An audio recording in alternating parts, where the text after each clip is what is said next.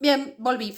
Acá estoy de vuelta. Continuamos entonces donde nos quedamos en el video anterior. Esto al final va a quedar bastante más largo de lo que esperaba. Probablemente sean 4 o 5 videos. Vamos por el tercero. Bien, nos habíamos quedado en el video anterior en el surgimiento de la filosofía, ¿sí? La filosofía como la iniciadora del pensamiento racional, ¿sí? Del pensamiento racional que le va a dar lugar después al surgimiento de las ciencias. Ciencia que va a tener una determinada forma, unas determinadas características en la antigüedad y que después, conforme fuimos avanzando como sociedad, recuerden que estamos dentro de la perspectiva occidental de esta historia del conocimiento, ¿sí?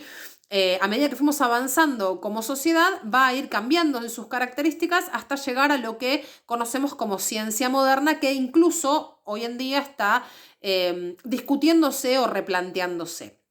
Bien, si queremos situar temporalmente en la consolidación de la filosofía como esquema de pensamiento racional, nos vamos a ubicar en la Grecia antigua, aproximadamente en el siglo VI a.C.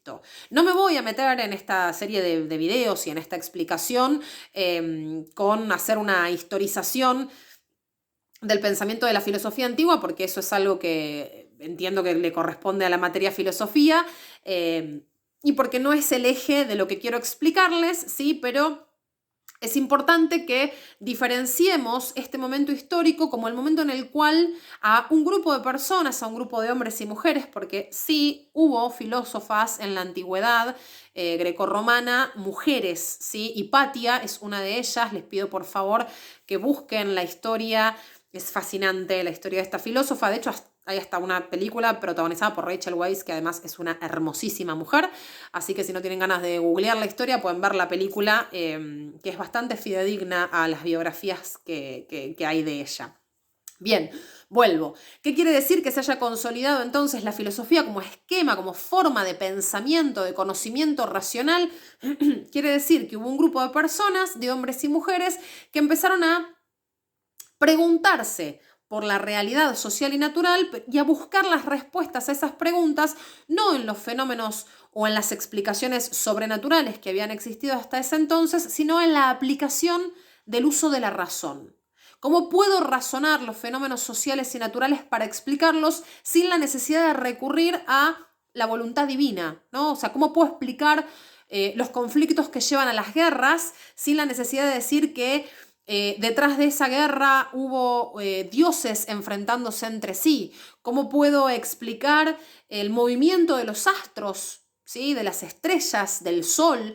Que en realidad no son los astros los que se mueven, sino la Tierra, pero cómo se podían explicar en ese momento los movimientos de los astros sin decir que había dioses jugando con estos astros. ¿Cómo podemos explicarnos la lluvia, las sequías, los cambios de clima en las estaciones a partir del análisis de eso, de ese fenómeno, sin la necesidad de recurrir a una explicación sobrenatural? Esto implicó una complejización de la forma de conocer el mundo y, como dije al comienzo, un nuevo esquema de pensamiento que es el pensamiento racional enmarcado en el pensamiento filosófico, ¿sí? Que, digamos, la filosofía es mucho más que solo el pensamiento racional, es una disciplina que hoy definimos como la madre de todas las ciencias, porque es justamente la que abre el esquema de racionalización, perdón, de razonamiento sobre la realidad, y a partir de eso termina derivando en un montón de disciplinas que van a preguntarse por distintos aspectos de esa realidad social y natural. Por eso decimos que la filosofía es la madre del pensamiento racional y como tal la madre de las ciencias. No es solo eso la filosofía, pero no es mi espacio o en estos videos el espacio en el cual definamos la filosofía y pensemos cuáles son los alcances de esa forma de pensar el mundo, ¿sí? La filosofía implica muchas otras cuestiones, no solo el pensamiento racional y no solo es la madre de todas las ciencias, es la madre de una cosmovisión sobre la realidad. Pero bueno, no es eso lo que vamos a discutir en estos videos, y no es mi materia, lamentablemente, en la que vamos a charlar y discutir sobre esas cuestiones. Bien. Avanzo. Repito, no me voy a meter con una síntesis tampoco del pensamiento filosófico de la antigüedad. Me voy a situar en este momento, me importa pensar en este momento a Aristóteles como filósofo, no porque haya sido el más importante de todos, sino porque es el que después se va a recuperar en la Edad Media y es con el que va a terminar discutiendo en algún punto la ciencia moderna, ¿sí? Aristóteles no fue solo un filósofo dedicado a analizar las formas de gobierno, dedicado a analizar la ética de las sociedades, la organización política y demás, sino que también fue un científico, ¿sí? Que a partir de la construcción de razonamientos planteaba una determinada forma de comprender en términos científicos el mundo y que es de alguna manera uno de los padres fundadores de la ciencia antigua, uno de los que le dio forma a la ciencia antigua. Dato de color que seguramente ya tienen, y que no es en realidad un dato de color, es un dato histórico. Dato histórico que seguramente ya tienen es que Aristóteles era discípulo de Platón, quien a su vez fue discípulo de Sócrates, ¿sí? No me voy a meter ahora con la filosofía platónica, es un universo aparte, ni tampoco me voy a meter de lleno con la filosofía aristotélica. Retomo a Aristóteles y sintetizo de una manera hiper reducida y como muy simplificada una parte del pensamiento aristotélico, porque es lo que aparece en el texto que ustedes trabajan y porque es lo que nos sirve a nosotros para esta historización que que venimos haciendo de las formas del conocimiento a lo largo de, digamos, la evolución de la humanidad. Aristóteles va a ser, repito, uno de los tantos filósofos y filósofas, que existieron en la antigüedad clásica o como también la conocemos grecorromana. Vivió durante el siglo IV antes de Cristo, ¿sí? Me da mucha picardía no estar en el aula porque yo todo esto, si estuviéramos en el aula, lo explico apoyándome sobre una línea de tiempo que armo en el pizarrón y que ahora como no tengo los medios, o sea, no tengo un pizarrón y la verdad es que estuve bastante limitada en no improvisármelo, no tengo la línea de tiempo. Pero bueno, es un ejercicio que está bueno que lo pensemos desde ese lugar, desde armarnos una línea de tiempo para ubicar visualmente el avance de los distintos momentos en la evolución de la humanidad y por ende en la evolución del conocimiento que voy explicando. Si alguno, alguna o algunes se arma una línea de tiempo para poder ir avanzando en esto que les voy explicando, les va a resultar quizás más fácil de ordenarse y de comprender o seguir la explicación que voy haciendo. Y si no, igualmente pueden buscar en internet, hay muchas líneas de tiempo que nos permiten ver esto que voy explicando como graficado en una escala temporal. Bien. Vuelvo. Aristóteles entonces, quien existió y filosofó en el siglo IV antes de Cristo, va a postular que una de las tareas de la ciencia, en tanto, recuerden, ciencia antigua, ¿sí? O sea, hagan esta diferenciación porque no es la ciencia aristotélica la que llega a nuestros días, o mejor dicho, nosotros estudiamos, comprendemos o podemos pensar la ciencia aristotélica, pero no es ese el formato de hacer ciencia que llega hasta nuestros días. Bien, dentro de la filosofía aristotélica y la ciencia aristotélica, para la visión de este filósofo, el científico debería dedicarse a analizar el mundo que lo rodea y establecer dentro de ese mundo de los objetos, de las cosas y de las situaciones, lo que es esencial e inamovible, lo que no se modifica, ¿sí?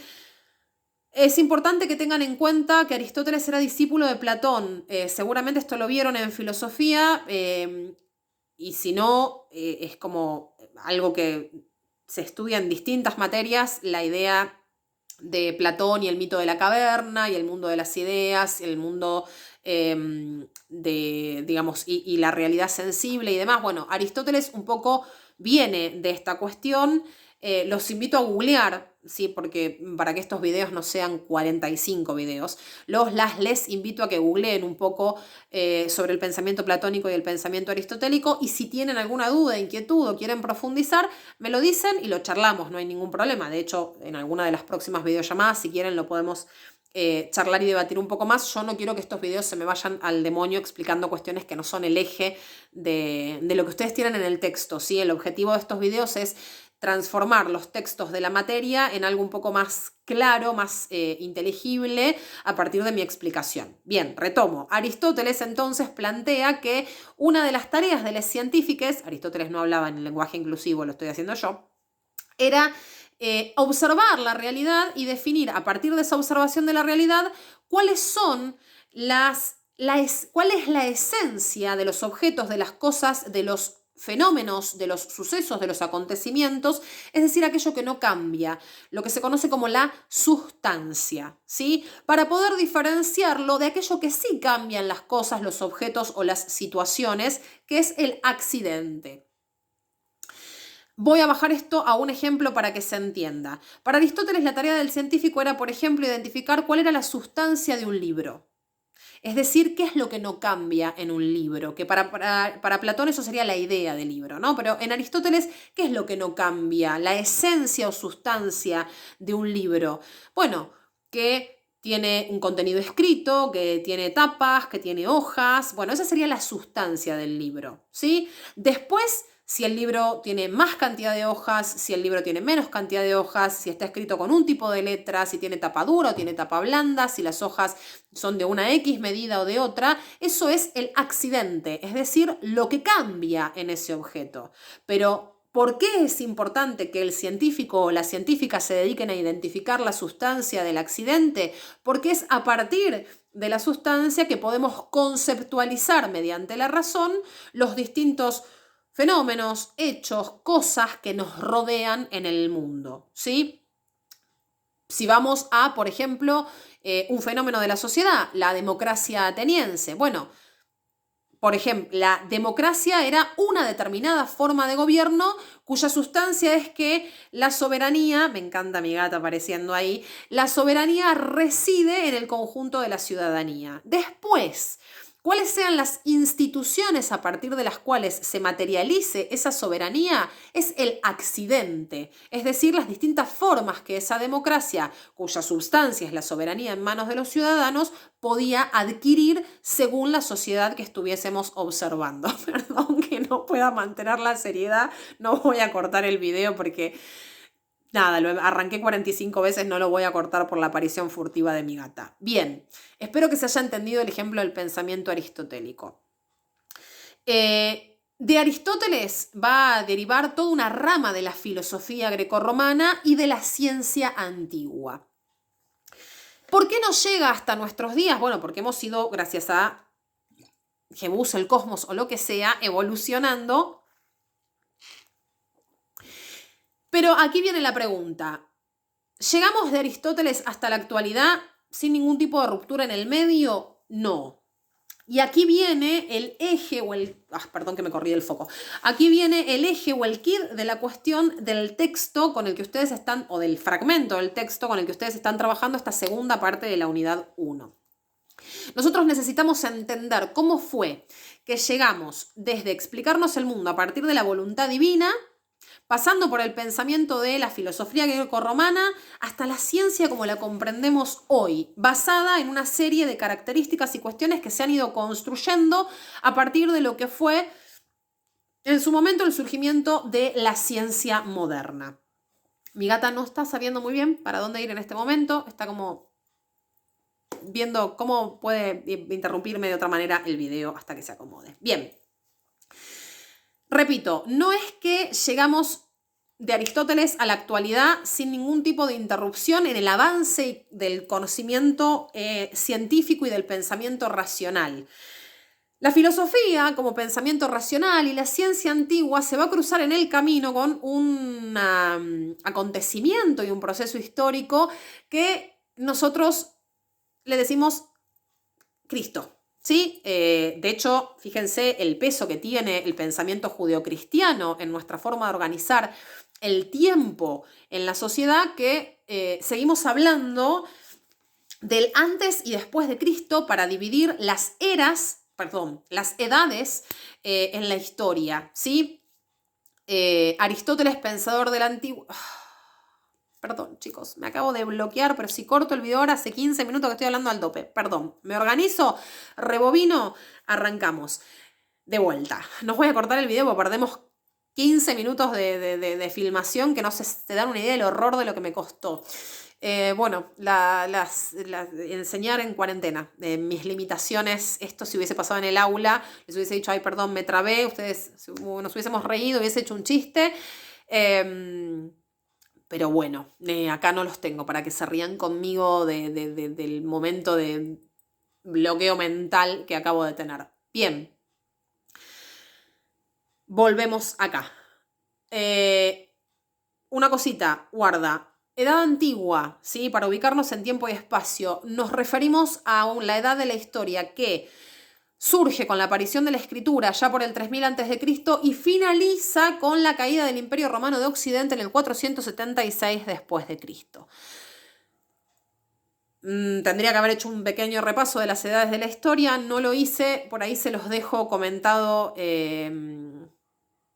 al final de estos videos como para que se ubiquen o se los comento en un audio cuando les comparta estos videos. Bien, vuelvo acá.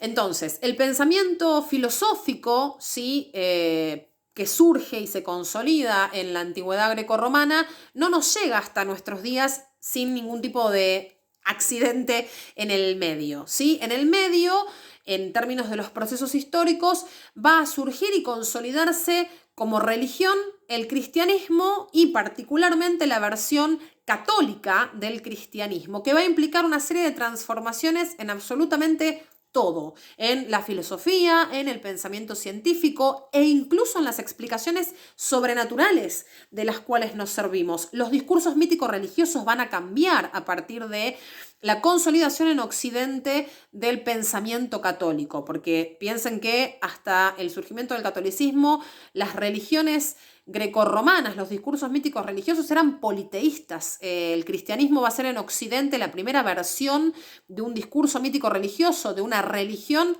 monoteísta, un único Dios, ¿sí? Hombre, aparte, ¿no? Masculinizado, por supuesto, porque ya el patriarcado instaladísimo, el Dios tenía que ser un varón. Bien, volviendo. Todo este pensamiento filosófico, entonces, va a, de alguna manera, verse enfrentado a partir de la consolidación del catolicismo como religión oficial en Occidente con justamente un revival del discurso mítico religioso, ¿sí? Esto quiere decir que mientras se desarrolló la filosofía grecorromana en la antigüedad no hubo discurso mítico religioso, no hubo explicaciones sobrenaturales, no. La filosofía grecorromana no anuló el discurso mítico religioso de la antigüedad. Fueron dos discursos, dos formas de conocimiento que funcionaron en paralelo, ¿sí? El pensamiento racional no anula la existencia del discurso mítico religioso, no lo anula en la actualidad. En la actualidad siguen existiendo distintos dogmas religiosos y siguen existiendo distintas formas de explicarnos el mundo desde lo sobrenatural. Repito lo que les dije en el primer video. Hay gente que no cree en ninguna religión, pero que recurre a la astrología. Que de igual manera, bueno, les astrólogos me discutirían un poquito en relación a si estamos hablando de conocimiento mítico religioso, pero bueno. Hay gente que recurre al tarot, es decir, a explicaciones que no están en el plano de los fenómenos naturales o sociales, ¿sí? Con lo cual, esto lo estoy diciendo, repito, para que se entienda que la filosofía no vino a dar por tierra ni a anular el discurso mítico religioso de la antigüedad, sino que se transformó en una vía más, en una forma más de conocimiento, tal y como lo es en la actualidad. En este proceso de, digamos, de racionalización del conocimiento, en este proceso de avance del pensamiento racional y científico, también en la historia se da la consolidación del catolicismo como religión oficial en Occidente, ¿sí? Recuerden, estamos hablando de Occidente, estamos hablando de Europa y de una parte de Europa, la Europa occidental. De hecho, el cristianismo y su versión católica se consolidan como religión hago una aclaración porque me mandó un furcio horrible. ¿No es el cristianismo la primera religión monoteísta de Occidente? El judaísmo lo es. El judaísmo es, por lo menos conocida en la historia, la primera religión monoteísta que se da en el marco de religiones y construcciones mítico religiosas y sobrenaturales de la antigüedad que estaban basadas en su mayoría en esquemas politeístas. Bueno, el judaísmo, que es lo que después va a dar origen a la religión judeocristiana y dentro de ella al catolicismo, va a ser la primera religión monoteísta. Bien, nace Cristo, por lo menos en términos de la construcción del mito cristiano, pero recién un par de siglos después, Constantino va a establecer dentro del Imperio Romano Occidental al catolicismo como la religión oficial del Imperio Romano de Occidente. ¿Esto va a hacer que desaparezca automáticamente la filosofía antigua? No, por supuesto que no, ¿sí? La filosofía, digamos, antigua y sobre todo el pensamiento aristotélico que fue heredado por todo otro montón de filósofos, filósofas y científicos de la antigüedad, va a seguir su curso, pero la Iglesia Católica como institución lentamente va a transformarse, ¿sí?, en una de las instituciones más poderosas en términos sociales, políticos y económicos, ¿sí? Lo cual le va a dar entonces un peso y un poder en términos de lo cultural y del conocimiento que no va a tener ninguna otra institución y ninguna otra línea de pensamiento durante muchos siglos. Y esto se va a ver favorecido por un fenómeno que se da, un proceso, no un fenómeno, un proceso histórico que se da a partir de la caída del Imperio Romano de Occidente. No vamos a analizar ahora las cuestiones históricas por las que cae el Imperio Romano de Occidente, pero lo importante es que sepan que en el 476 después de Cristo cae el Imperio Romano Occidental, ¿sí? Si no se acuerdan de la división del Imperio Romano entre occidental y oriental, porfa, todos los datos históricos que les estén faltando acá, yo, si estuviésemos en el aula, podría suplirlos, podría explicárselos.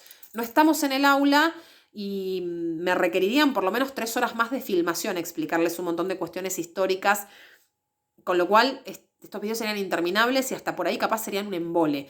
Todos los datos históricos que ustedes se dan cuenta que les están faltando y que sin eso no pueden entender lo que les estoy explicando, tienen 2 opciones. Me preguntan a mí o los googlean. Porque si no, repito, esto sería como una sobredosis de videos. Bien, sigo. En el 476 después de Cristo, ¿sí?, ya de nuestra era de temporalización, cae el Imperio Romano de Occidente y eso produce una fragmentación del poder político y del territorio. Al esquema social, político y económico, al sistema social, político y económico que se consolida a partir de la caída del Imperio Romano de Occidente, le vamos a llamar feudalismo, ¿sí? Con la caída del Imperio Romano de Occidente inicia lo que para nosotros es la Edad Media. Acuérdense, las 4 divisiones de las edades de la historia: Edad Antigua, Edad Media, Edad Moderna, Edad Contemporánea. Inicia con el 476, con la caída del Imperio Romano de Occidente en el 476, la Edad Media, y se da también el surgimiento y la consolidación de lo que conocemos como el sistema feudal o feudalismo, que es un sistema caracterizado por la fragmentación del territorio y por ende del poder político, es decir, no existen los estados como los conocemos en la actualidad, ni siquiera los reinados como van a darse en la Edad Moderna, sino que existen pequeños núcleos territoriales de poder bajo el dominio de señores feudales, ¿sí? Y también se caracteriza el feudalismo por ser un sistema económico basado en la ruralización de las actividades y de las tareas económicas. En este mundo, que ahora va a ser estrictamente rural, es decir, va a estar basado en la producción primaria de bienes, este mundo en el que el poder político va a estar fragmentado y completamente descentralizado, en este mundo donde los hombres y mujeres, justamente por estar tan anclados a lo rural, no se diferencian a sí mismos del medio natural en el que viven, la Iglesia Católica, que ya existía como tal, va a empezar a acumular cada vez más poder porque va a ser la única institución central de poder. La Iglesia Católica, en medio de esta fragmentación del territorio, del poder político e incluso de la organización económica, va a ser la única institución que centralice poder en toda Europa. Entonces, a partir de esa situación, va a retomar cierto control sobre un montón de aspectos de las relaciones sociales, de la cuestión cultural y también sobre el conocimiento, ¿sí? ¿Quiere decir esto que se va a anular la filosofía y se va a anular la explicación científica del mundo? No. Pero la Iglesia Católica va a dominar el conocimiento y la cultura de la mayor parte de la sociedad. Va a ser la Iglesia Católica a partir de la interpretación de la Biblia, es decir, de las Sagradas Escrituras, la que determine cuál conocimiento es verdadero, ¿sí? Durante gran parte de la Edad Media, si bien no dejaron de existir los filósofos, no dejó de existir la ciencia, el conocimiento hegemónico, es decir, el conocimiento con mayor difusión, el conocimiento a partir del cual se ejercía el poder, es el conocimiento difundido por la Iglesia Católica a partir de la interpretación de las Sagradas Escrituras. Y es un conocimiento dogmático, es decir, esto es verdad y no se cuestiona. Todo lo contrario a lo que es la ciencia y la filosofía. ¿Sí? No existe el dogma en la ciencia o la filosofía. Todo es cuestionable en términos de la ciencia. Eso igual lo vamos a ver cuando veamos la tercera parte de esta unidad 1.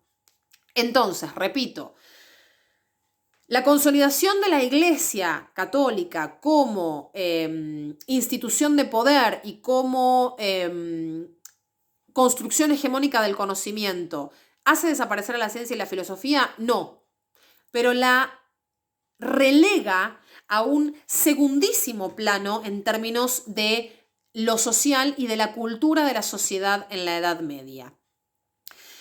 Repito entonces, con la caída del Imperio Romano de Occidente, la fragmentación del territorio del poder político, la consolidación de la sociedad feudal, la Iglesia va a adquirir un poder sobre la construcción del conocimiento, es decir, sobre la forma de relacionarnos con el mundo, que la va a transformar en la forma hegemónica, ¿sí? En la forma más poderosa del conocimiento. Todo lo que ocurre en el mundo va a ser explicado o va a pretender ser explicado a partir de la interpretación de las Sagradas Escrituras, al punto tal, por ejemplo, de que el poder de los reyes se va a explicar por mandato divino, o la desigualdad social se va a explicar porque así está en las Sagradas Escrituras, ¿sí? Esto va a ser la característica del pensamiento feudal, de la mentalidad feudal durante siglos, ¿sí? Durante prácticamente toda la Edad Media, la forma de conocimiento imperante, no la única, pero sí la más poderosa y por eso la más difundida, va a ser aquella que esté basada en el discurso mítico-religioso del catolicismo, es decir, en la interpretación de las Sagradas Escrituras, que en el caso del catolicismo es la Biblia. ¿Y quiénes van a ser los encargados de proteger, difundir, divulgar este conocimiento? Bueno, los sacerdotes, ¿sí? Aquellos que han sido, que se han preparado y han sido elegidos por Dios para difundir la palabra divina, ¿sí? Muy oscuro, ¿no? Todo esto muy como, o sea, quiero hacer una aclaración. Con esto no quiero, si alguno, alguna o alguna de ustedes es católico, católica, lo cual es una contradicción terrible usar el lenguaje inclusivo para hablar de católicos, pero yo no voy a cuestionar, o sea, no es que estoy cuestionando ni la existencia de Dios, ni la validez de lo que hay en la Biblia, que profesionalmente lo cuestiono, pero no es este el caso, ¿sí? Yo acá no vengo a cuestionar la fe de nadie.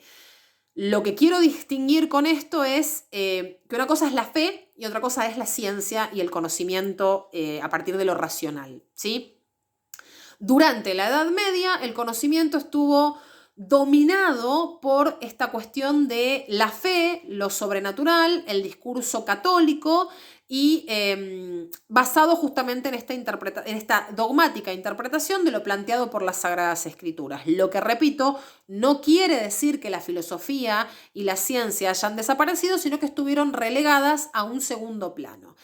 Hasta que, y el hasta que lo vamos a ver en el siguiente video, de la mano de ciertas transformaciones sociales que se dieron dentro mismo de la sociedad feudal, empezó a resurgir el pensamiento racional de la mano de la filosofía aristotélica, y eso le empezó a abrir el paso a nuevamente el desarrollo del conocimiento científico. Voy a utilizar los últimos segunditos que me quedan de este video para aclarar, chiques, esto es como una hipersíntesis de la historización del conocimiento. Esto es mucho más complejo. De hecho, yo estoy frenando todas las vocecitas en mi cabeza que me dicen: tenés que decir esto, tenés que contar aquello, tenés que explicar lo otro, porque si no sería interminable. Estaría horas filmándome y ustedes horas teniendo que fumarse mis videos para entenderlo. ¿Quiere decir que no es importante que estudien todo lo demás? No, yo estoy haciendo un recorte. ¿En qué estoy basando ese recorte? En lo que considero que es necesario que ustedes sepan para entender el texto que estamos utilizando para esta unidad. ¿Y por qué elegí ese texto? Porque me parece que es lo mínimo e indispensable que ustedes necesitan conocer para poder entender el proceso de evolución del pensamiento racional y del conocimiento científico. ¿Por qué es importante que sepan eso? Se los cuento en el video que viene.